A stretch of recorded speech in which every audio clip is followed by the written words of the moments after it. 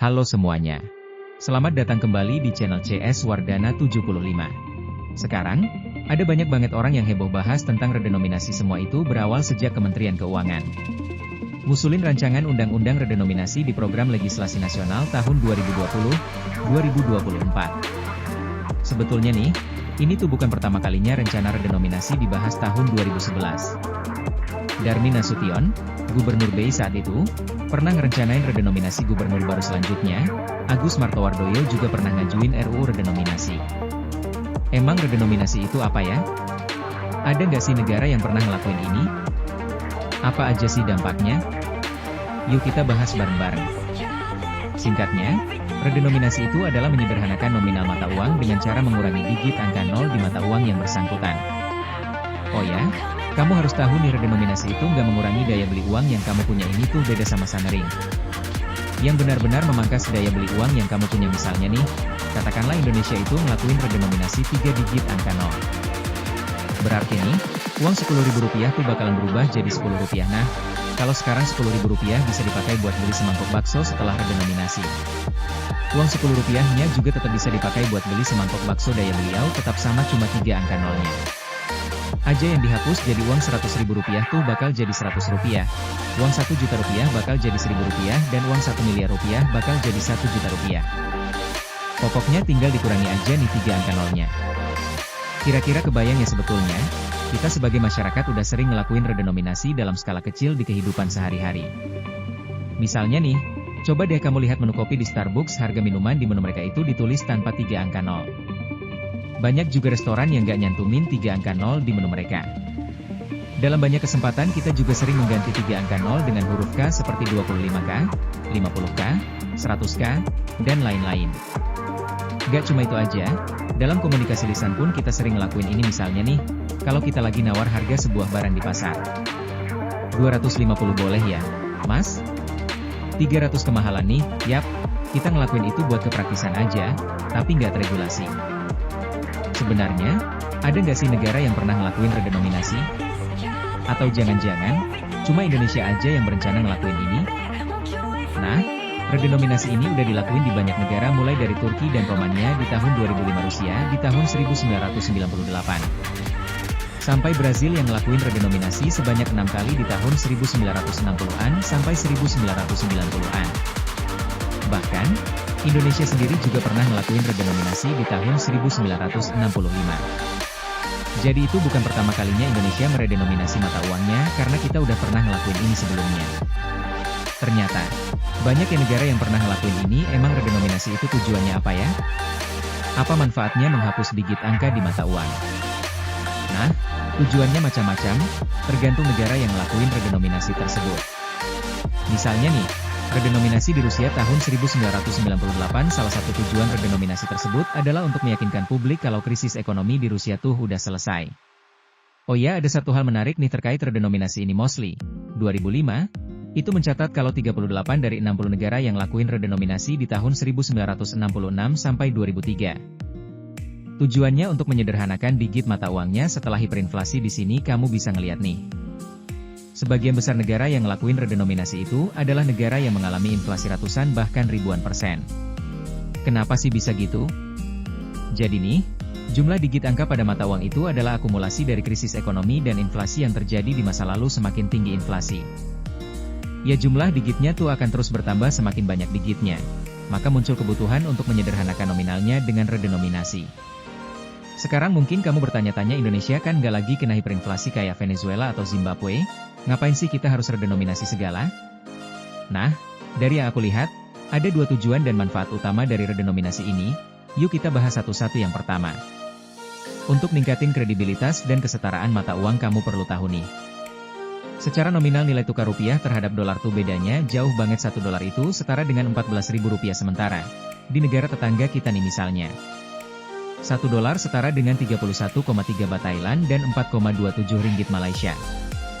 Jauh banget ya bedanya. Nah, dengan ngelakuin redenominasi, hal tersebut bisa ngasih kesan kalau nilai tukar rupiah tuh sejajar dengan mata uang negara lain. Hal itu tuh positif nih kalau dilihat dari kacamata psikologi market dan perdagangan. Contohnya bisa kita lihat dari negara Turki sebelum redenominasi. $1 itu setara dengan 1,8 juta lira setelah redenominasi. $1 itu jadi setara dengan 1,8 lira itu bikin mata uang lira bisa disejajarkan dengan mata uang lainnya. Dan tentu aja nih, hal tersebut juga bisa ningkatin kredibilitas dan daya saing mata uang lira di perdagangan internasional.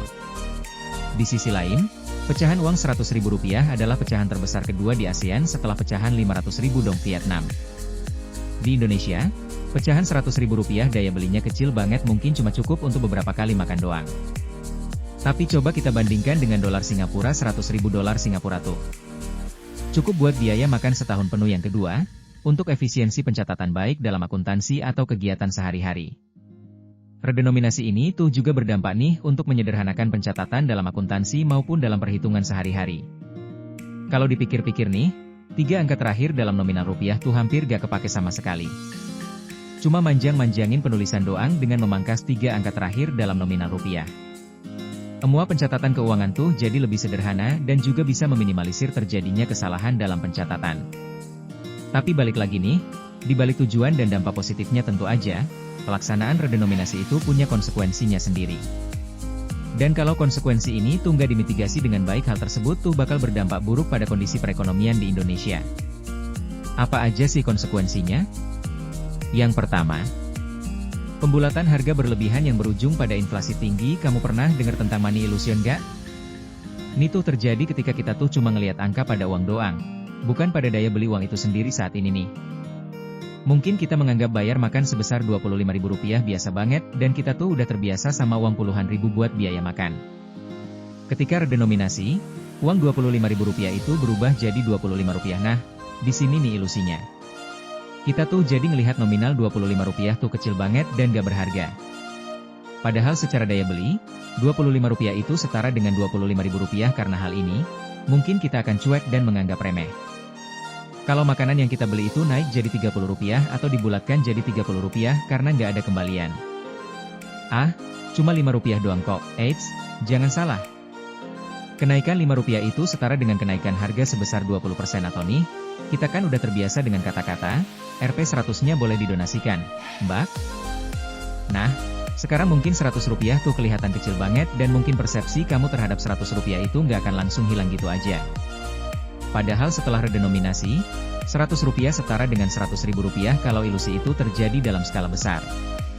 Tentu aja, ini tuh bakal menaikkan angka inflasi. Yang kedua, pengeluaran biaya yang besar oleh pemerintah, mulai dari sosialisasi sampai implementasi. Indonesia tuh luas banget. Ada yang tinggal di kota, ada juga yang tinggal di desa, bahkan di kaki gunung ada yang udah terfasilitasi dengan gadget dan internet. Tapi ada juga yang daerahnya belum dijangkau sama jaringan internet. Jangankan internet, listrik aja belum ada. Secara latar belakang pendidikan pun beda-beda. Ada yang menempuh pendidikan tinggi, di sisi lain ada juga yang masih buta huruf. Nah, tugas pemerintah adalah mengawal proses redenominasi. Ngelakuin sosialisasi ke 267 juta masyarakat Indonesia yang terpencar-pencar di berbagai pulau dan dengan latar belakang kondisi yang beda-beda. Ingat, pemberlakuan redenominasi itu membutuhkan partisipasi seluruh masyarakat. Sebagai pelaku ekonomi, proses sosialisasi ini nggak sesederhana memangkas 3 angka 0 doang, karena buat merealisasikan ini tuh butuh waktu, tenaga, dan juga uang yang nggak sedikit. Di sisi lain, pemerintah juga perlu menggelontorkan banyak uang buat kegiatan implementasi redenominasi. Contohnya nih, terkait kebutuhan untuk mencetak uang baru, sosialisasi. Belum lagi juga diperluin adendum dalam berbagai perjanjian legal yang nyebutin nominal uang, dan lain-lain. Dan jangan lupa juga, redenominasi ini mengubah semua pencatatan uang digital dan aset digital kamu. Di dalam itu termasuk bank, saham, dan semua instrumen lain yang berkaitan sama pencatatan keuangan.